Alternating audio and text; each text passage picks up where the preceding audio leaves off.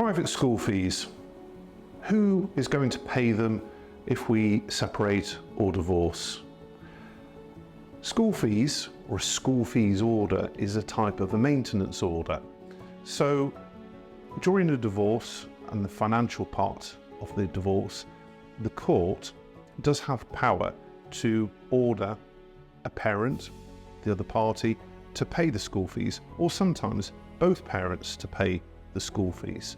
There are situations as well whereby the parents actually agree to essentially have a joint bank account, almost the money is there, almost as a trust fund for the children from which school fees and extras can be paid from.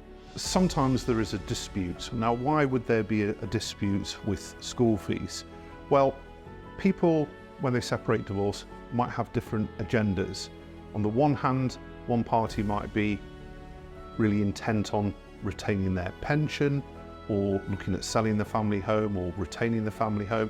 Another party might be concerned about getting back to work, what are the maintenance claims, what's going to happen to the children, the care arrangements, and linked into that, are they going to have the same stability and security of the same private school, and therefore who's going to pay the school fees?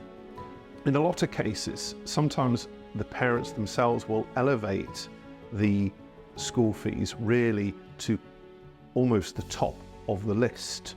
And I think sometimes careful attention is needed to that, because when people separate, before there was one household, then there's going to be two and double the outgoings.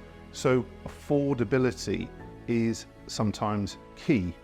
And there are occasions where the parties simply cannot afford the school fees. And that can obviously be quite upsetting to everyone concerned, including the children. So we need to look at it on a practical basis in terms of where people are going to live, how are they going to live in terms of income and outgoings, and really linking into that, bolting onto that, is the school fees. Who's going to pay them, in what contributions? That's quite important.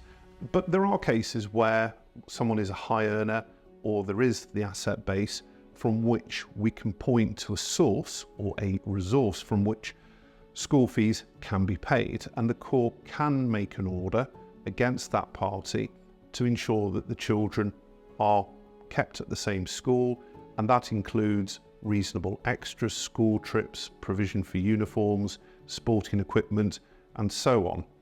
Now, with any maintenance order, they're always capable of variation upwards as well as downwards. So there is always a potential risk that even if there is a school fees order now, someone might lose their job or their financial situation might change, and that could prompt a variation application in the future. And that would have to be looked at in the cold light of day then, and whether there is merit in any variation, which of course can be challenged. Another practical point to watch out for is always check what the contract is with the school and who, because at the end of the day, notwithstanding the school fees order, your contract will be with the school, or it'll be both parents or one parent. So I think fundamentally it's always important to check that type of relationship as well, so that there is a joined up approach between the contract with the school and any school fees order.